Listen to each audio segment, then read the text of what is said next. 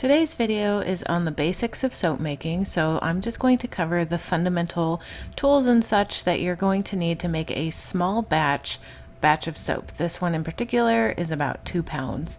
And anyway, to cover the first tools that we're going to need, first we'll cover a few safety items, probably with an apron, but some gloves and some goggles to start off, and then scales and a spatula for some tools. You need distilled water. You're going to need some lye and oils, of course, and a stick blender for making things easier with the mixing bowls, and a soap mold. And this mold is the 2-pound mold that I was talking about.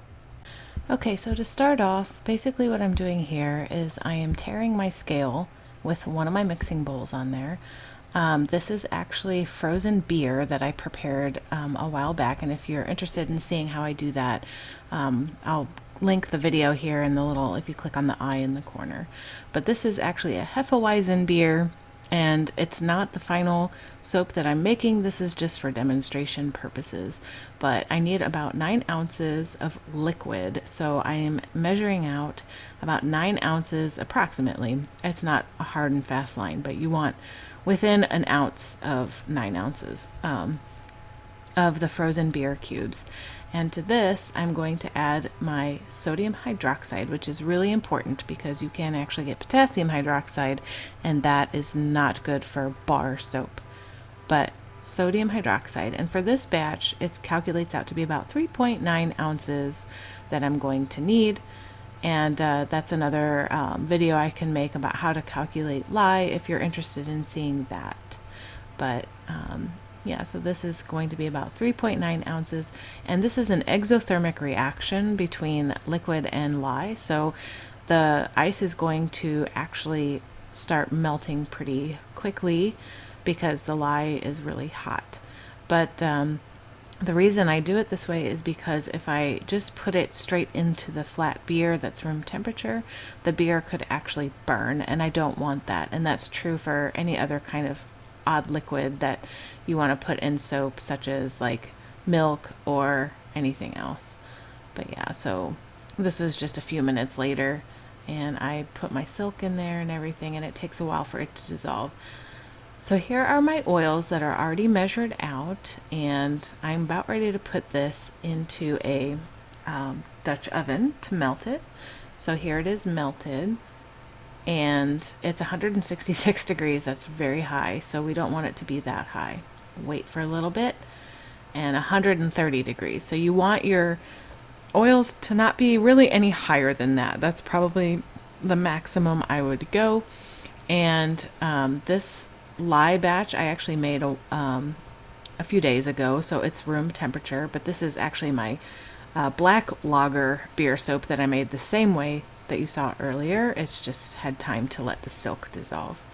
So I'm adding it very slowly down my spatula, and once that is added, I usually like to give it a few kind of swirls with my spatula just to kind of mix it around a little bit, nothing too much.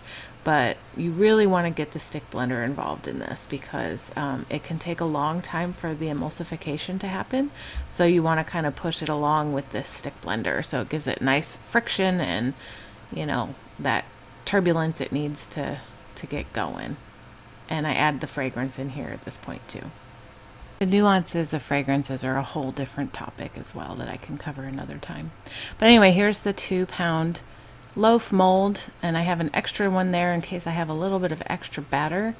I have it in an old cookie sheet that I don't use for food, and that's very, very important because lye reacts really strongly with aluminum, and you don't want to have a lye reacted baking sheet that you cook food on. So anyway, this is my junk baking sheet that I put on there, and it's just easier for me to handle the soap loaf when I have it on a cookie sheet, because what I'm going to do with this once I have it in the mold is I'm going to stick it in the oven at 170 degrees, but for only 15 minutes, and then I turn the oven off and just leave it in there. Okay, so after about a day, I was able to unmold this. It's nice and firm, and I'm just going through and hand cutting everything. Some other soap makers have fancy ways of cutting, but I feel like the most basic way to do this is just to use a regular knife and, just be very careful with it, but just cut it, in good chunks and then let them dry on a rack for a little while. All right, so this method of making soap actually yields a batch that is ready to be used within like 2 weeks. If you didn't have it in the oven like that and force heat it, it would have to wait for about a month or 6 weeks or something like that before you could use it.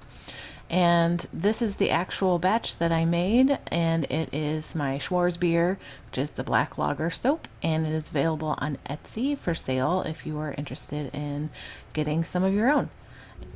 If you have any questions about this, just let me know in the comments below, and I thank you for watching. I'll see you next time. Bye!